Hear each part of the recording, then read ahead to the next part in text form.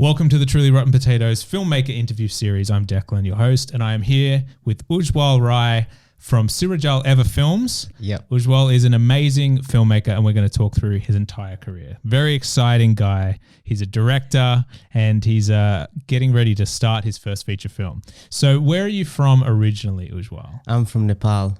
And you were born in Nepal and then moved to Australia at what age? 19, with no family, no friends, on my own. Wow.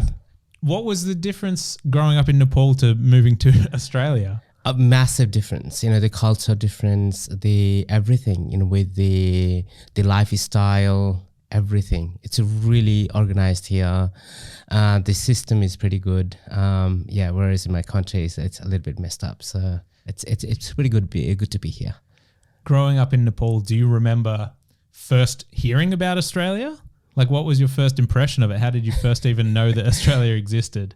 All I knew about the Australia is the Harbour Bridge and the Opera House. That's all I knew. Yeah. Because everywhere you go, you just see the pictures. The Australia is about the kangaroo or the Harbour Bridge and the Opera House. That's all I knew about the Australia before I come to. And when you moved here, did you land in Sydney? Yes. So did you live in Sydney for a while? Yeah, I lived in Sydney for 9 years. 9 years, wow.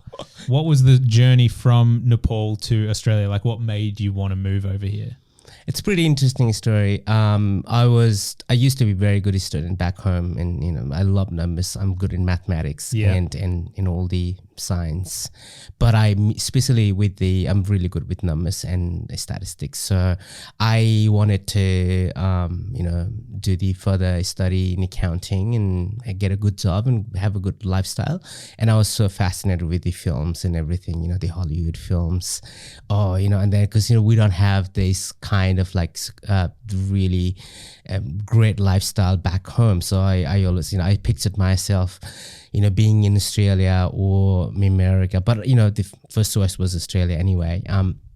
So I had a picture in my mind coming to Australia and go to the have a formal outfit and then go to your office and have your own desks, and that's what led me to come to Australia. And it took a while for me to get there, but eventually it happened. So you came to study at first. You're at university. Yep. And in Sydney. Yeah, in Sydney. And what was it like seeing the Opera House and the Harbour Bridge for the first time? Because you can stand in one place and see both of them on the harbour there. Yeah, it was really, really good. It was amazing to see them in person and, not just in the picture. It was really amazing. And I was really fascinated with the lifestyle, how busy life is here and how people take seriously 9 to 5.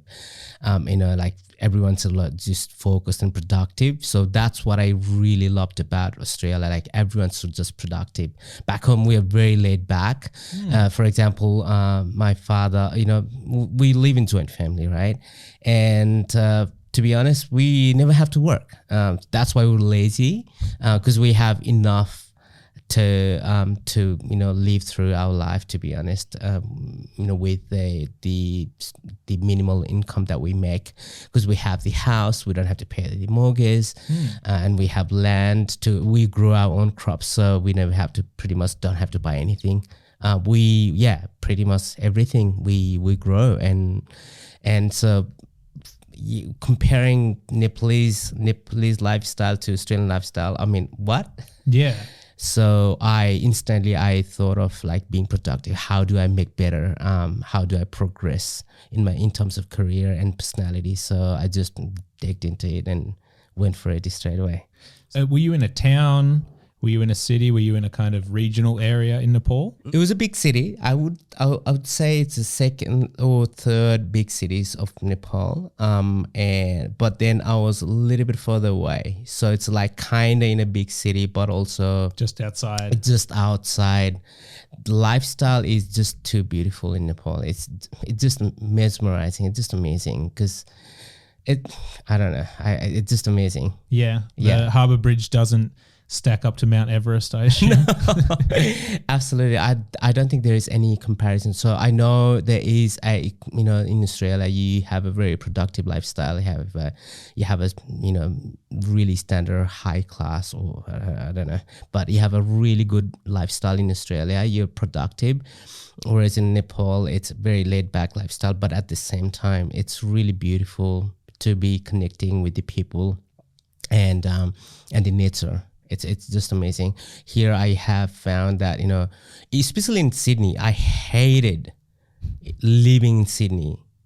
I hated it so much. Too busy? Too busy. And at the same time, you come across with hundreds of thousands of people. Yes. Right? Like 20,000 people at one time, like in one go at the train station, but no one gives a shit about you. I feel that too when I go to Sydney. It's a little too busy for me as well. You feel like you're a small cog in a machine that doesn't really care about you. I think Canberra is a bit nicer. Canberra is the sweetest place, I would say, because I've traveled pretty much all the cities of Australia, and I found Canberra is really, really nice. Everyone knows everyone. It's close to Sydney, close to Melbourne. I think you have everything here. So did you live near Mount Everest at all? Could you see it from where you lived? No. We have to travel a bit to see the Mount Everest, but we get to see the other Himalayas. Like we have like so many Himalayas. So if you travel a bit, maybe about 2 to 3 kilometers, you would get to see the other Himalayas. So it's just mountains everywhere. Mountains everywhere, Himalayas everywhere. Yeah. So once you were in Sydney, you studied. Did you become an accountant over there? Is that why you were there for a few years? Yeah. So what actually happened is, like I said before, I had a picture being in the office, working in skyscrapers and, being formal every day. So that was the picture that I had. I was really, really focused just to make it happen. And when I came to Australia, it was like completely opposite. Like I was so disappointed and also terrified because normally what happens to the immigrants is you complete the study and then it takes like 2 to 3 years to get the permanent residency. Especially with the accounting job, you don't get the accounting job until you have the permanent residency. And by the time you have the residency, it's like 3 years gap already. So it becomes really almost impossible to get a job. But then I had a picture. I didn't give up. I left the paid job before I completed my study. I worked really hard. I went to do the internship so many times. I paid to do the internship. Oh, wow. And then eventually I got to work in a multinational company and the dream come true. Yeah. And then I got the job before I got the residency. And the day, I think it was a year later, I think it's after 2 to 3 years working in accounting, I got the residency. And then that day, I just felt like my life ended. Oh no! Getting the residency and your life ended. Yeah, I mean, it was like so. I think. Is it just because that was your goal for so long? Once you achieved it, you go, then, what next? What next? Like I felt so empty. Yeah, right. And purposeless, and it was like so unmotivated. And it's so I don't know. I felt like my life just ended. I would just grow old and die. That's what I felt. Yes.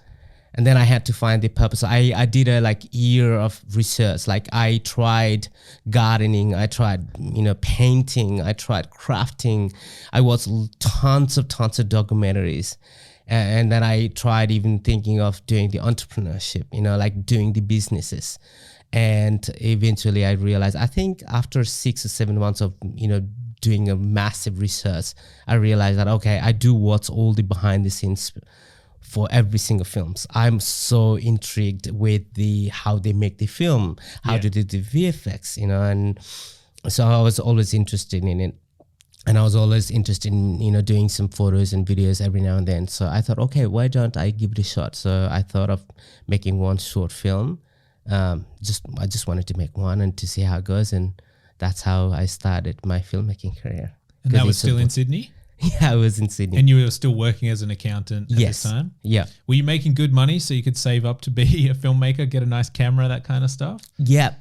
I could with because I never the money never bothered me or stopped me with in terms of doing the films.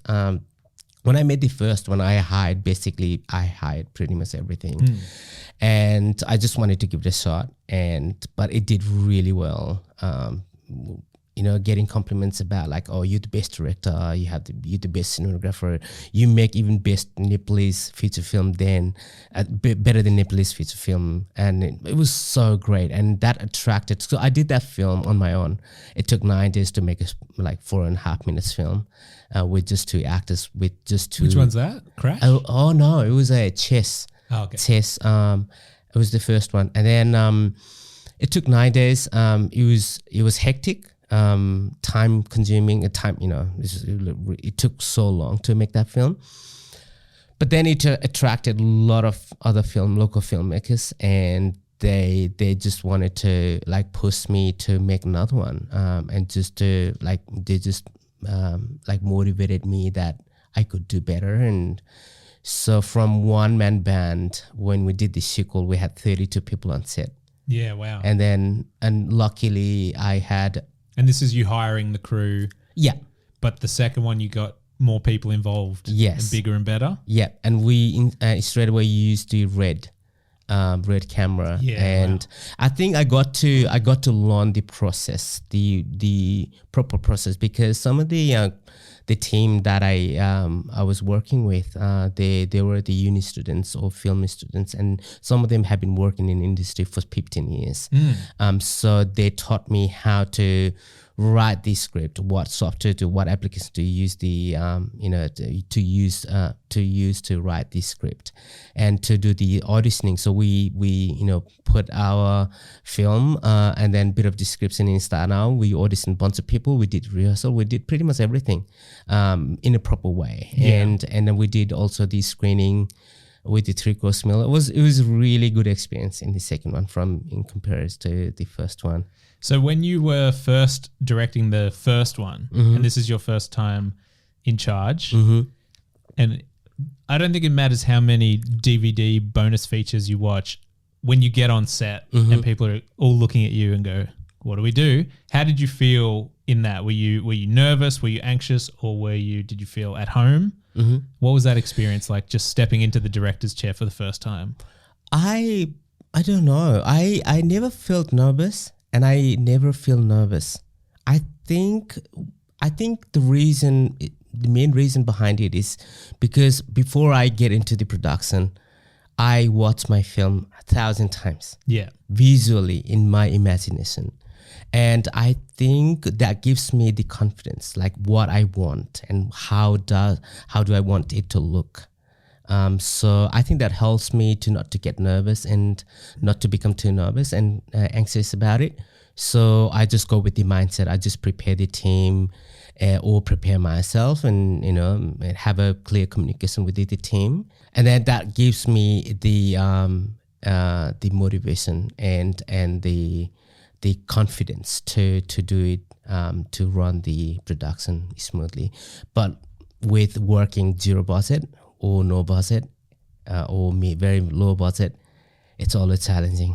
Yeah. There is always something you have to compromise. Yeah. Too stressful, because you always have to compromise or time or you can, I imagined this specific scene, but you can only do so much, so you always have to compromise. So that's the thing that I find a little bit difficult to digest. Throughout the production or after the production, because I should have done it. I wish I could do it, but I have to accept the fact and the reality.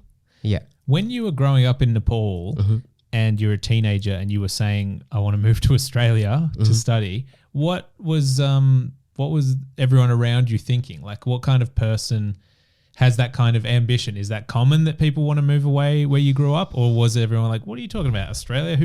Where's that? What's that going to be like?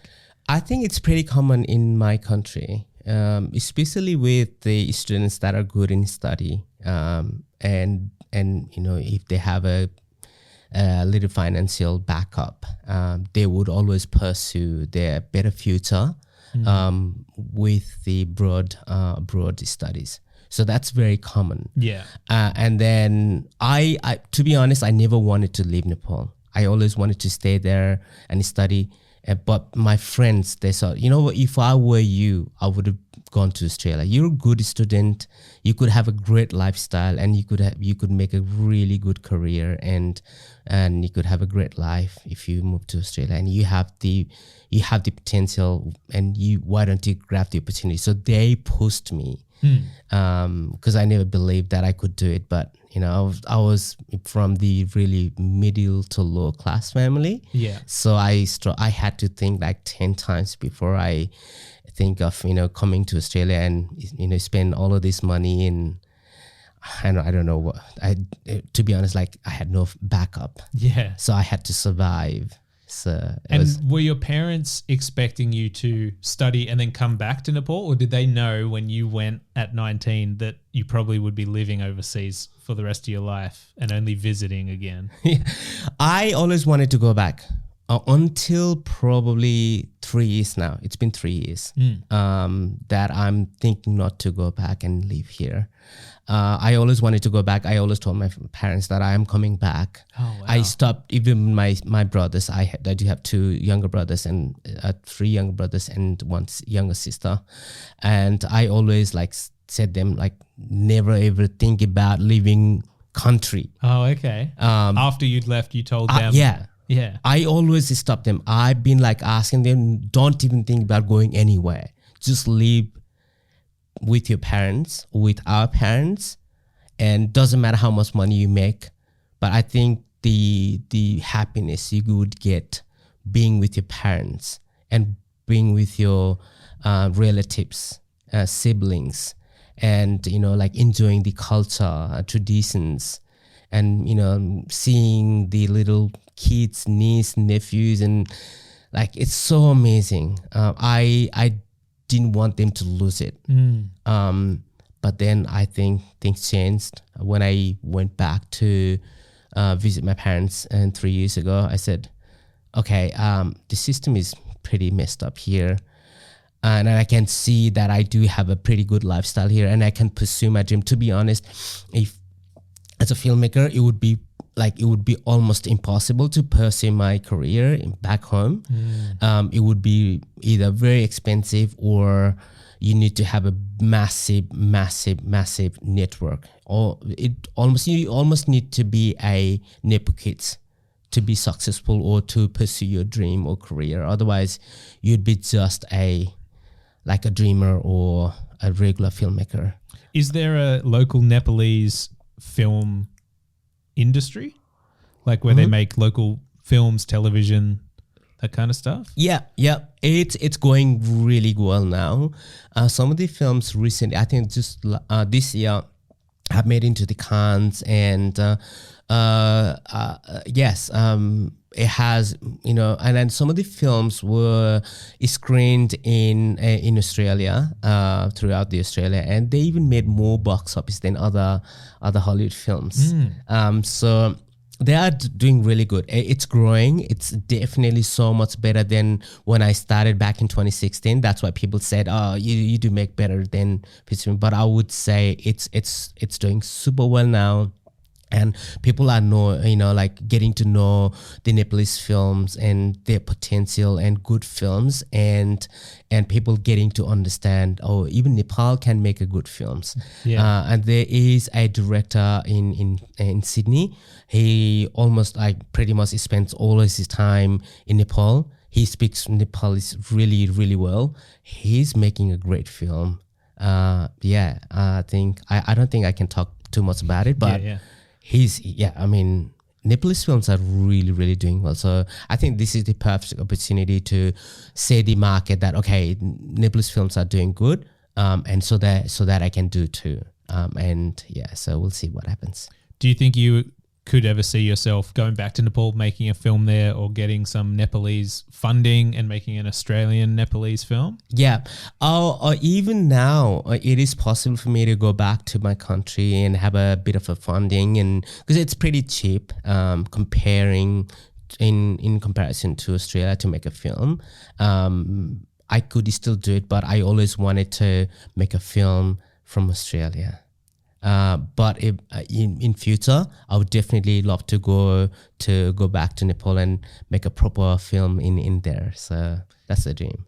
Yeah, that sounds really cool. I think when I look at your early YouTube stuff, especially from what looks like when you were first coming to Canberra, and you were filming kind of landscapes and a lot of drone stuff, like really focused on Telstra Tower and kind of like Canberra from that high angle and forests and that kind of thing. And it made me think of the way you see Canberra and its landscapes, obviously coming from Nepal and being like, oh, we don't have it like this. It looks different. So you're like enjoying that. And I thought that gives you a kind of insight to different cultures, and film is such a visual medium. The way you shoot the landscape is such an important part. Do you think much about how Canberra looks compared to the area that you grew up and what the differences are there? Or massive difference. In our country, you see mountains everywhere, greenies everywhere, paddy's farm everywhere. Like most of them are like farms and kettles. Like a lot of, you see a lot of animals around. The structure-wise, the landscape-wise is really, really different. But here it's more organized. Not as green as I would say compared to my country. It's more green, like deep green. It's more like a bush. And you get a lot of like streams, the rivers and lakes everywhere. It's just different. Here it's more organized. It's a little bit brownish, I would say. It's a bit boring. It feels like it's faded trees. But it's still it's just beautiful on its own. I really love nature. That's why I love Canberra than Sydney. It's just nice. This is what I always say to my friends. In Sydney, I walk out of my house fresh, and then I come back home with headaches. But here, you have a headaches, go out of the house, then everything you get healed. So nature is very important for me, and Canberra it's just beautiful. I wish my country is disorganized and like in terms of like roads and housing and traffics, everything. It's a little bit, it's very underdeveloped, my country. But it's getting better now, day by day, every day. It's a little bit unorganized, but in terms of nature, it's just untouched, pure.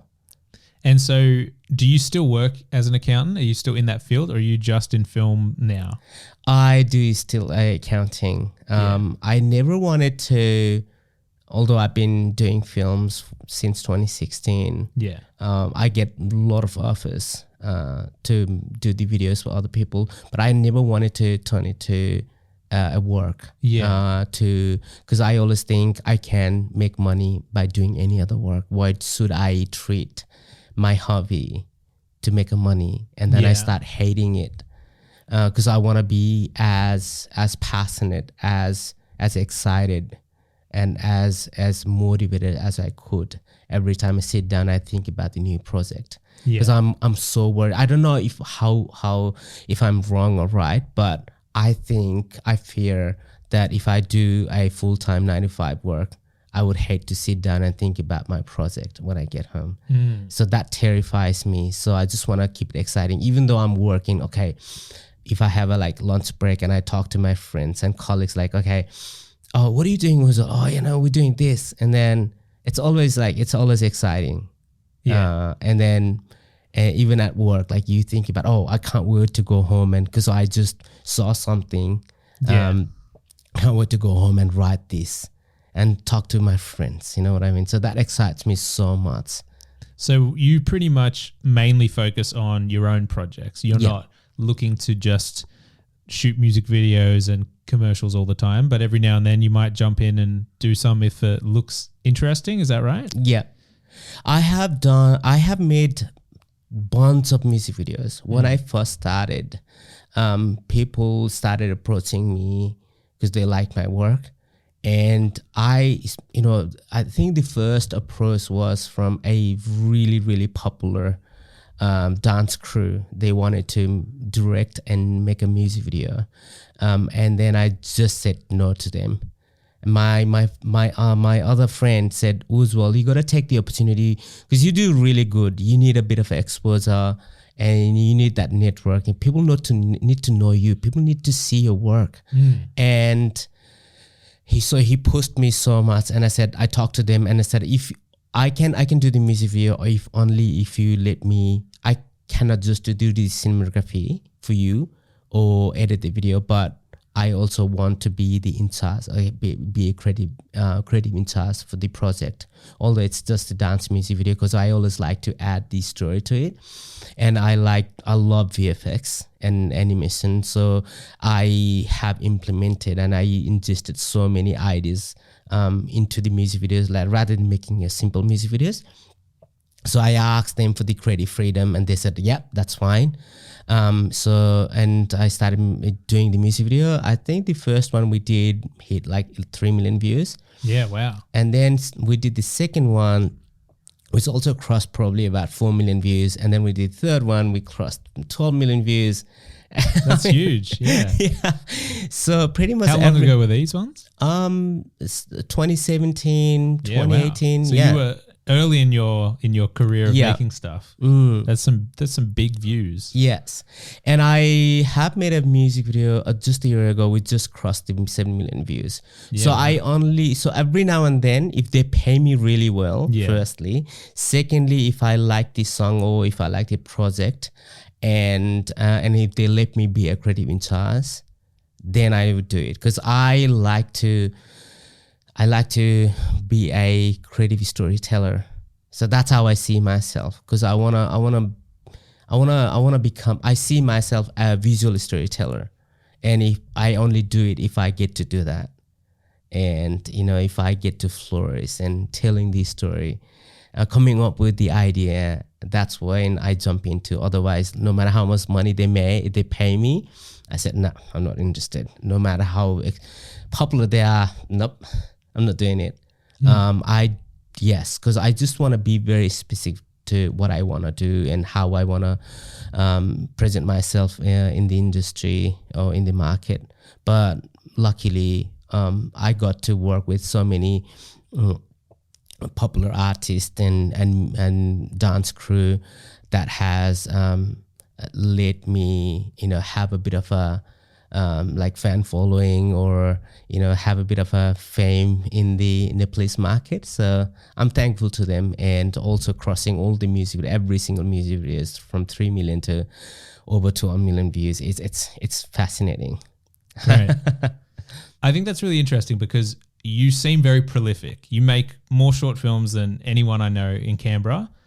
I think the first one I saw was the one you did with Ruth for Lights Canberra Action. Yeah. Was that kind of the first short film you made for the Canberra audience? Yep. And the film festival. Yeah. Okay, so there's a bit of a story and background. So ever since I started filmmaking, when I made the first short film, I was going through a lot of films. I was like watching a lot of films I started watching a lot of films on YouTube, right? And then I saw a lot of films with the laurels. That was so fascinating.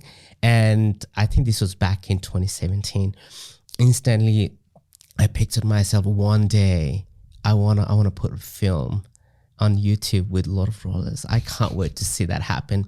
Although until 2023, it's been like years of making films. Although we had like millions of views and like people loved my work, I was never confident enough to participate in any film festival or do any proper short films like local one, even though I always wanted to. Then I think I went to do the study at CIT, and as soon as I completed the CIT, that gave me the confidence. Okay, this is it. Now I can, I have the confidence. So then only I got the confidence to think about film festival, participating in film festival. That was the first one, and the LCA was the first ever film festival I ever participated. And I think we did pretty good with that film. It was a really fun project. So you did 2 films with Ruth. One was Listen to Your Heart. Oh yeah. And that was like no dialogue, just kind of silent drama. Yeah. Was it a mother and a daughter kind of story? And then the next one was a very colorful comedy called Follow Your Nose. Yes. That was the first one I saw where Ruth was wearing almost like really colorful clown outfit and a red nose. Yeah. And again, it was basically silent. You know, it was just all about the visual storytelling. Yeah. So was that the first film, Follow Your Nose, that you made for Lights Canberra Action? Yes. And did you start that from scratch, or did you work with Ruth first, or had you who came up with the idea, and how did you decide to get into with the Follow Your Nose? So what happened is, when I was studying at the CIT, we had to make the music video for the final assignments, and then I didn't know anyone back then. No one from Canberra, no filmmakers, no actors. But you'd already made music videos with millions of views by this point? Yeah. But especially with the local artists or local actors from Canberra, I was really, really, I pretty much didn't know anybody back then. Now I know like probably about 200 people. Yeah, I've already worked like 150 people. When I see your films and the credits come up, I'm always like, how did he get so many people to help him with these? There's always like 50 different names in there. It's a long story. But anyway, I asked my tutor, okay, I've got the concept that I want to make a music video on, but I need actors. So he helped me find Ruth and Remy Webster to do the music video. And so I filmed the music video, and then made it ready. And I also sent a copy to Ruth, and she was mind blown. And was that the Listen to Your Heart? Listen to Your Listen to Your Heart. And then Ruth really loved it, and she said, "Okay, we should work together again." And then we later, I think it was December 2022 that we made the music video, and then 2023 March or February that the Lights Canberra comes around, and Ruth and I had you been to the festival before? No. Okay. Yeah. I didn't even know the Canberra Film Festival existed. Yeah. So yes. Anyway, so and then Ruth and I had a catch up. We catch up and we had a bit of a chat. And then I asked her, "What do you do for a living?" She said, "I'm a clown doctor," and I didn't even know what the clown doctor was. Right? Oh wow! And so she plays a doctor for the peasants. And then that's amazing. So. And we didn't know what theme or what items there will be. So yeah.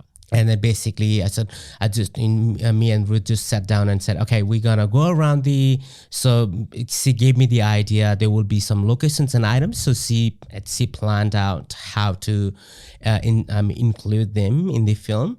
And in terms of idea, we just said, we can go around and then, make an emotional video about this clown journey. So that's all we had. And then on the day of filming, Ruth lined up all of these actors. Until then, I didn't know anybody back then anyway. She lined up all the actors, and then we just turned up to the set. And then, okay, there's the actor. Okay, why don't you say this? So you were writing it while filming it. While directing it. Like I said, we started from the middle, right? So I only thought of making an emotional journey, but I didn't know what journey it was going to be. Yeah. So we started with 1 and then 2 and then 3rd. So we created like every little incident within the clown that what happens to her. And was that just shooting on that one weekend of Lights Canberra Action? Yeah. It was just one day shoot. Yeah. And then so we did all of those, and while we're having lunch, and I had a goosebumps thinking about the climax scene. Okay, so now I have goosebumps now. I know what the scene is. Yeah. So because we've done all the bits and pieces with what she's going through, like people ignoring her. Yeah. And then I came up with the climax scene while we were having a lunch. Okay, why don't we make like having all of these people come around and applaud and appreciate her, because that's what that's what her dreams is about, to be appreciated by the community. Yes. As a clown, and her passion, and to appreciate her passion. And then I came up with the opening scene when we did the climax. So it was like pretty much running on guerrilla kind of filmmaking, but it did pretty well. So I'm very proud of it. You had a lot of extras in that finale as Yeah. well. I was like, there's 25 people here. Wow. So you got to go through that experience, get into the Lights Canberra Action top 12, which is always very competitive and hard to do. But then you get to kind of walk their red carpet and sit at the front and have all the awards and stuff. So that must have been like the bug, giving you the bug for filmmaking in Canberra. Yeah. And have you made, how many more Lights Canberra Actions have you made since then? This year was the third year making a film for Lights Canberra Action in a row. And apart from that, I've been involved with the Canberra Short Film Festival and Tropefest, horror Tropefest from Canberra. Did you know what kind of genres you wanted to make? Because I've seen a bunch of your work, and I think there's films like After Hours that have a bit, some of them have a bit of horror, some of them have a bit of supernatural, but then there's Follow Your Nose, which is more like almost like a family comedy or something. Did you know, or are you just at the level where you want to experiment and try a bit of everything and say, oh, I haven't tried one of these, let me do one like that, let me do one like that? Or do you have a favorite genre? I do have a favorite genre. Since the beginning, I always wanted to focus in psychological thriller, suspense and mystery. I think what made me to focus on that genre is because I wanted people to be focused and like engaged with the film from the beginning to end. And personally, I find every suspense film, if you miss even a second, you could miss the entire plot or the story. So I want audience to do not miss not even a second of the film. So I think that's what intrigued me to make, I gotta make a suspense and psychological thriller film, to make it interesting and engage the audience throughout the film. I think that was a bit silly, but I love those kind of films personally. Yeah. And I just wanted to be focused in that at the same time. Do you remember what your first one was in that space? Oh, with the psychological thriller. Yeah. Oh, yeah. I think the sequel that I made, The Chase 2, the very second film that I made. And then it was a little bit of a kind of like a suspense in twist. And then the third one I made, I think, Split Personality. And I was a little bit of a kind of psychological and bit of suspense and bit of thriller. Yeah. So basically I've been just mainly focusing on making psychological bit of horror films. Yeah. I don't like too much blood and gore. I like just soft, mainly suspense, I would say. Yeah. Yeah, the intense genre films, I think you're always taking big swings. It's always characters that are psychologically in peril and a lot of hard, intense drama. Yeah. So you get to film a lot of women crying. Yeah. Yeah. But I think you've got a really good run of those films now. Like After Hours, you've got the convenience store robbery one. Yeah. I Am Free with the picking up free items on Facebook Marketplace. Yeah.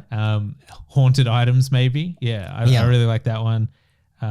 You did the Scars one for Lights Canberra Action, which was like about a former tennis star kind of dealing with some trauma and some psychological issues and stuff. And I really liked that one as well. And then I was like, oh wow, this guy's really out here doing cool stuff. The one you did, Don't Think Twice, that I saw at the film festival, that felt like it had a inspiration by Saw. Is it? Because I love Saw. I'm like a giant Saw fan. I've seen all of them in the movie since I was allowed to go when I turned 15. Yeah. And it became like a tradition that we would always go see the new Saw movie. So I've seen them. And then you've even made like a longer one, Mary's Book. Is that your longest one? That's like 17 minutes or something. We just made In and Out, another I haven't seen this one film. Yet. Yeah. And then also the sequel of I Am Free, 10 minutes one. Ava, we made. I think they're the two best films we've made this year.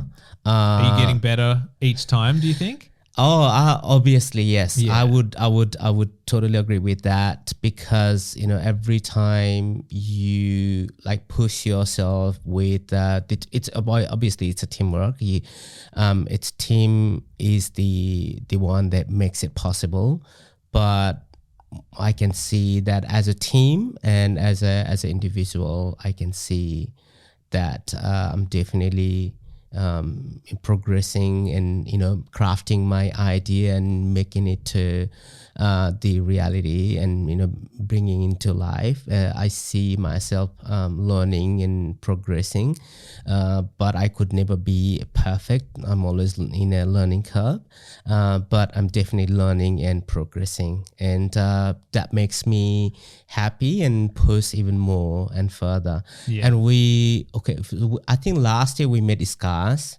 as a tennis one. Yeah. Apart from psychological thriller, I also like the emotional, drama kind of film. And we made Scars, and then we also made a rom-com. The romantic film last year was what's it called? My First Date. Okay, I don't know if I've seen this one. Yeah. So we made 4 films last year. Scars for the LCA, and then we made 3 films. The year before? No, same year, 2024. We made 4 films last year. It was the Scars to start with, the LCA, and then we made 3, like After Hours, I Am Free, and My First Date, which I haven't released it yet. The My First Date it's about a very shy girl, and she tries to find someone to talk to, because she has never spoken with any male yet, and she doesn't have a choice, and she makes a call to the escort guy, and then the random guy runs into the room, and they fall into the love. So it's a really sweet one. So we submitted My First Date, I'm Free, and After Hours to Canberra Films. So all 3 films won the Best Director last year. Yeah, wow. Yeah. So, and yeah, I'm Free, the Best Director and Best Film from Tropefest too. yeah. Yeah. So of all the shorts you've made, being very prolific, I don't know how you did 4 in 1 year. What's the best one? All right. Oh, all of them are best on their own. It's hard to choose. And also, I get mixed compliments and feedback from the people. I think one point I had 4 friends, 4 or 5 friends watching all 3 films together, the After Hours, My First Date, and they all loved different ones. What's your favorite then? Or if just someone wanted to watch one of your films just to show what you do best, what do you think you would recommend? The one we recently made, In and Out, which is 20 minutes long. But that one's not online yet. No, it's not, because we're planning to go run the festivals from January. And I would also say another short and sweet with I really love the sound design and the idea. We broke the 4th wall in a sequel of I'm Free, because I'm Free also very, very, I think I'm Free, we won 3 best films and 2 best directors, and then probably 2 to 3 best actors. So it was the most loved one by the film festivals. And so we made a sequel of that, 10 minutes long, called Ava. I personally love the sound design and the idea that I like the idea of breaking the 4th wall in that film. So yeah. To pick Ava, one, In and Out. I would say In and Out. Yeah. All right. I want to know, number one, I want to hear about your collaborators, especially the cinematographers you've used, because I think James and Quinton shoot your stuff amazingly. Yeah. And then I also want to know, how do you do so many films in a year? Are you just, as soon as you finish one, are you doing one every 3 months, or are you going back to back? Have you got a stack of scripts ready to go, or do you finish one and then start the next one? Tell me about that process. And are you going to be able to keep being this prolific in 2026? Oh no, 2026 I'm planning to slow down. Probably because we have been developing our feature film for over, and I think you and I did a screenplay program together, didn't we? Probably, yeah, I think so. 2023. Yeah.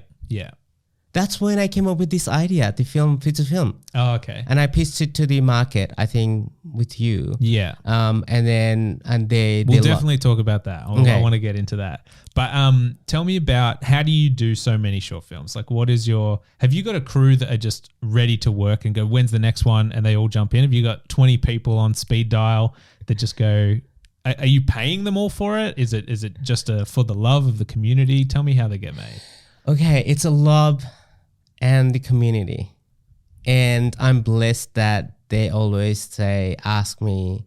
It's a very interesting story. Every time we complete one project, I feel like they hate me. Because it's hard. It's hard. It's a tough work. It's so much work. And I think, and I inside me, I feel like, they don't want to come back. Yeah, they don't want to come back. They don't want to work with me anymore. And then they don't want to talk to me. And guess what? In the last hour of the shoot, they say, Ujjwal, when is the next one? And that is so freaking inspiring.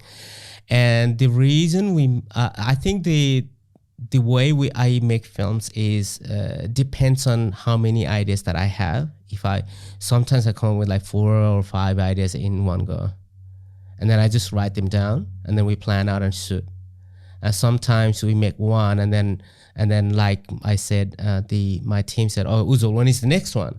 No, we don't want to do the next one. I said, "Come on, Ujjwal, we could do another one. We can do another one. Come on." And okay, so if I come up with a good idea, then we'll do it. And then so just basically depends on how many ideas I have. Sometimes I have a bunch of ideas and we just plan it out, and sometimes we do one after another. And are your cinematographers, they're bringing a package of cameras and lights? Have they got all that stuff, or you have to hire it or borrow it from people? How do you put that together? Especially with the James, he has pretty much everything. And I do also own pretty much everything for the small little production. So you've been slowly buying bits of gear each time, and now you've got like a good collection? Yeah. I've been collecting gear since 2016 or 2017. It's a lot of money. So I do have pretty much everything I need for the small production, because I've been a cinematographer for so long myself. And basically they bring their own stuff. With the gaffers, they bring their own lights. Sound, they bring their own the equipments. Yeah. And James, as a DOP, he brings his own stuff.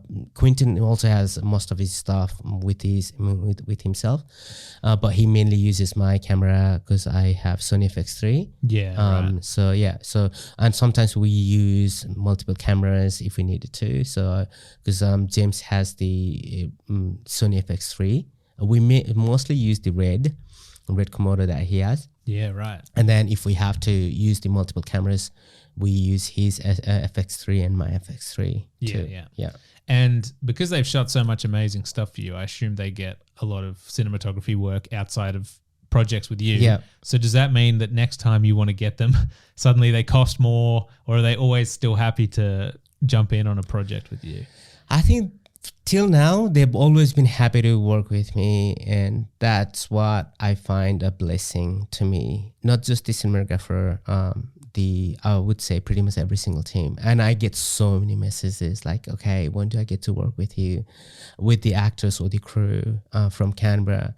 I started with Ruth Pillar. I didn't know many filmmakers from Canberra.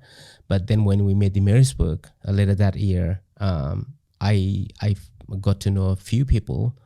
And then we did the screening for that Mary's book in the Palace Electric Cinema. I tried to reach out to so many people on Instagram, find out all the local filmmakers, and I wanted to showcase my work and to see if they want to work with me. And that's how it all started. So we had like probably about 120 people watching the Mary's book at Palace, and most of them were like 90% of them were the filmmakers from Canberra. and that's how I built the network, and ever since they haven't never left me, and it's only growing. So I've already worked with more than 100 people, 150 cast and crew from Canberra. So, well, I think of all the talents you have in filmmaking, getting that crew together and being able to consistently make good stuff and get better and better, but always interesting. I think that might be your biggest skill. What do you think your biggest skill is as a director or as a filmmaker? I don't know. I'm still learning. I'm still growing. The main compliment I get from my cast and crew is, and then other people, is to be able to, keep up with the team and keep them happy, and and then keep them proactive and interested in working in a project without having to get them frustrated or uninterested. I think that would be the best skill, I would say, to be able to keep the team interested and happy and creative and productive. People management, I think. Yeah, right. And do you have other hobbies, or are you pretty much solely focused on, like, when you go home at night or on the weekends, are you pretty much just films, figuring out the next film, planning, shooting, editing? Or are you like, oh, I love snowboarding as well and I do that half the time? I do play guitar sometimes. I love music. I listen to music a lot. I love hiking. I do hiking. I love hiking. I love walking, and like I said, I love nature. So I every time I get chance, I do the hiking. Another one is the fishing. I've never caught anything yet. I haven't caught a single fish yet, but maybe one day. But at the same time, I don't like to, because I feel so sad. Other than that, gardening. I love gardening, growing vegetables, because I grew up in a farm, growing everything. I love gardening. So those are the little bits and pieces. Otherwise, mostly I like to go to gym and exercise a little bit, and watch films. I try to watch one film a day, at least. I try my best. Yeah, that's amazing. So all these shorts you've been doing, you've been funding them yourself. You haven't applied for funding, is that right? Yeah. But just recently, you did apply for funding for your first feature film. Yeah. So my understanding is it's called Maha Maya. Yeah. And it's in early development. Let's talk a little bit about that. Yeah, sure. Because I'm so excited to see what you do when you step up. And I also believe that making a feature film has been your kind of personal dream for a long time. I heard in another interview that you said that you wanted to make a feature before you were 40. Is that the main goal? Is that right? No, it was a 10-year goal, 10 years goal or challenge that I set myself back in 2017 when I first started. So 2016 was the first film I made. And then 2017, by that time, I thought, okay, I really love this, so I should get into this. And how about I set myself a goal? Because I like setting up a goal and give myself a challenge, and then have a vision and have a passion or something to chase for. So that's the ambition of a kid who grew up on a farm in Nepal and said, I'm going to move to Australia, and then said, I'm going to become a filmmaker. Yeah. And now you're stepping into the beginnings of making your first feature film. Yeah. So what stage are you at? What's the plan for it? Just tell me all about Maha Maya. Yeah. So we've been developing our film for over a year now. So we're getting really close. So we are pretty much drafting our final draft early next year. And we do have a script editor lined up to work on it and make it finest. Thankfully, and thank you so much, Declan, for your great support. Without your support, I would say it was almost impossible. And thank you so much for being like so quick and responsive. And I just read over your application and gave you some advice. This is all you don't have to credit me. You did. I mean, I was really in shock because I found it really, really very generous of you and very kind of you to like have a read the go through the application and come back to me with amazing feedback instantly. It was really amazing. I'm so honored. I was so excited when you said that you were successful with the application, because now I know you get to move forward. I know you're working with Abby on the script. Yeah. With Abby, and we have a producers. He's from Nepal. His name is Sabine, and we also have Dinai Grace from Canberra. Yeah. Well, we need a. I think it's really nice to have someone from Canberra because Sabine is from Sydney, and Dinai is also female, so it's nice to have a female. And we do have a Carol from Screen Canberra as a script editor. So we are working on with the budget and with your help to make it successful grant. What kind of story is it? The name makes me feel like it could be connected to Nepal, but maybe is it? It is, yes. Okay, so quickly, so when I joined the Screenpod program to come up with the ideas and to write the film, they said, Ujjwal, you gotta be completely unique. And the story has to be low budget, and then you might have a chance. And I struggled, and I really struggled. And then one day I just realized that I don't have to think about it too much because I'm already unique because I'm not Australian. So that makes me unique in Australia. So that's when I thought of infusing my upbringing, my culture, my religion to Australia and make a unique story from Australia. So it is very religious, supernatural horror film. Oh, wow. Okay. Yeah. Makes sense. And can you tell us anything about the story, even like a hint of maybe what the character might go through, or is it all still too early? I would say too early. Let me think. What can I say about? Okay. Are we going to see a ghost in this movie? Yeah, a little bit. Okay. Is the main character kind of based on your experiences?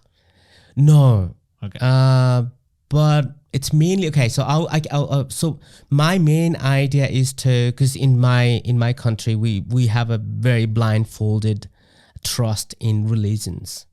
And some of the practice I see, it's pretty outdated for today's days.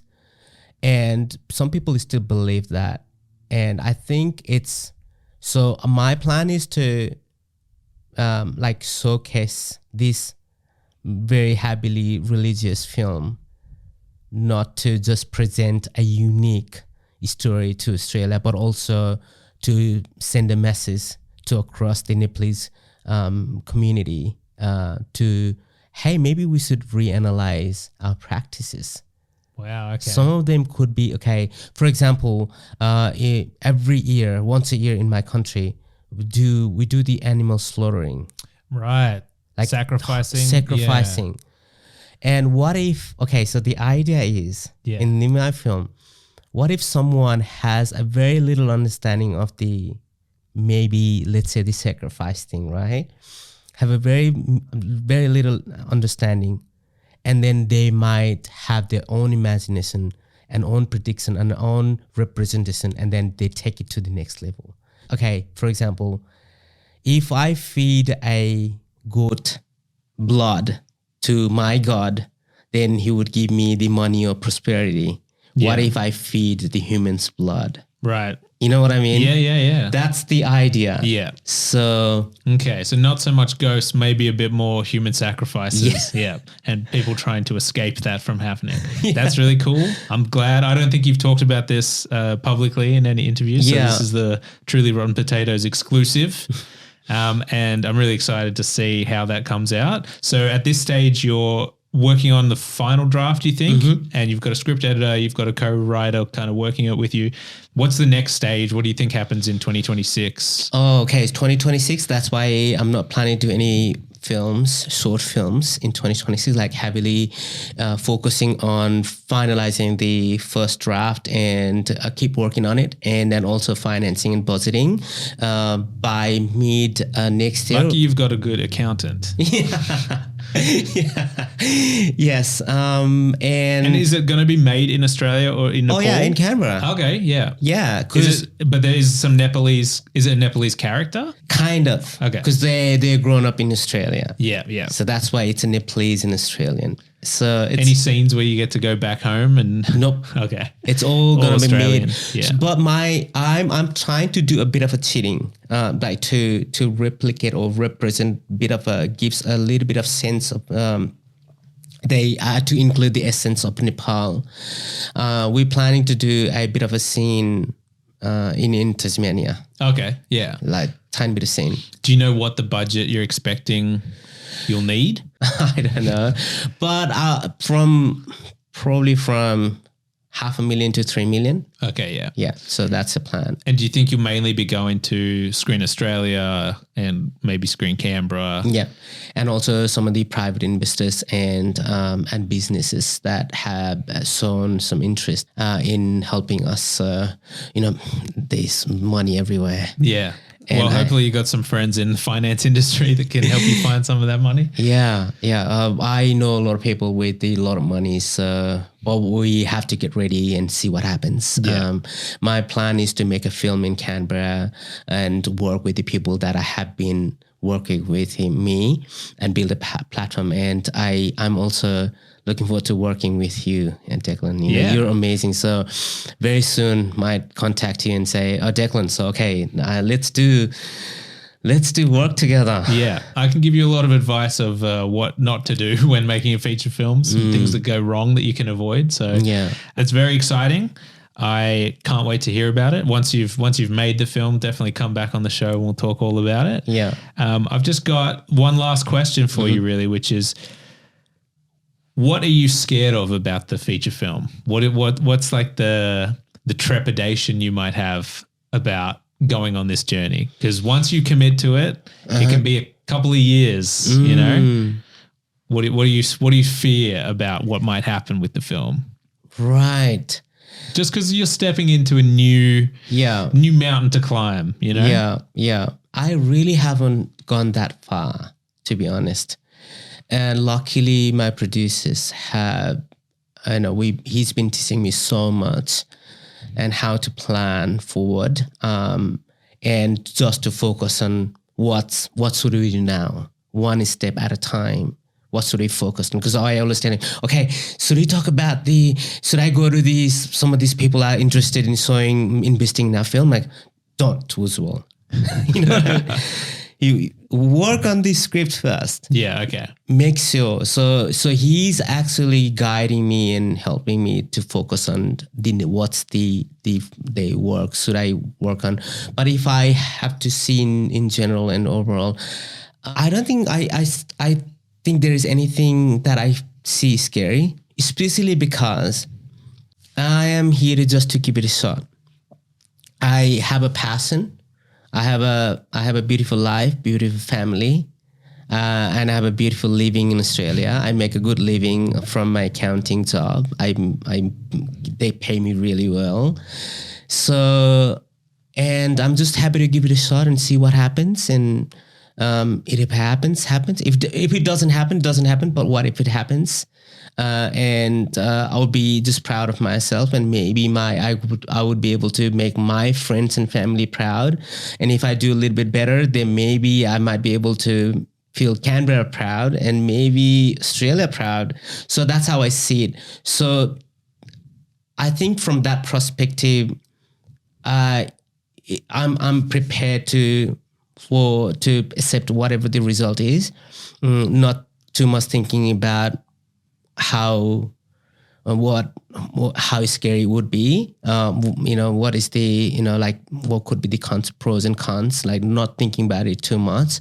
So I'm happy so I'm not going to lose anything. I'm only going to learn. Well, I like that fear doesn't seem to be part of it. Yeah. And I think that shows that it's your heart is in the right place. It's about learning. Yeah. I really like that answer. I think it's about it showcases your ambition and your attitude. Yeah. And I think because of that, you're going to be successful no matter what. You can't lose, you know? Yeah. I have nothing to fear of losing anything because I'm not going to lose anything. I have nothing to lose, and I will only gain in terms of learning or gaining people, and maybe I could make my family proud. Okay, you did such a good job, that could be. And then even if I don't have any of those, I could just, when I get old, I can just look back to myself. Damn, I'd give it a shot. I tried. Yeah. I just didn't sit down and thinking about it. So that's the sense of achievement that drives me. And I fear nothing because I have nothing to lose. But maybe one thing, if I just came in my mind. Yeah. Maybe to be able to continue making films. Because I don't expect everyone to like my work, to like my style of work, but I'm trying to get my own way of telling the story. So if people don't like it, maybe I might have to rethink not to continue. So that might maybe to be able to continue making films in future could be the thing, but I'm not too sure. So yeah, that's great. Ujjwal, thank you so much for coming on the show. It's been great to learn more about you. I really look up to the stuff that you're doing. I wish I had the same prolificness about making films, and I'm very excited to see what you do next, what you bring to Canberra, and how you get your feature film off the ground. Yep. Thanks for coming. And I need you. I need all the entire Canberra to make it happen. So we're all behind you. Yeah. So that's good. Thank you. Thank you.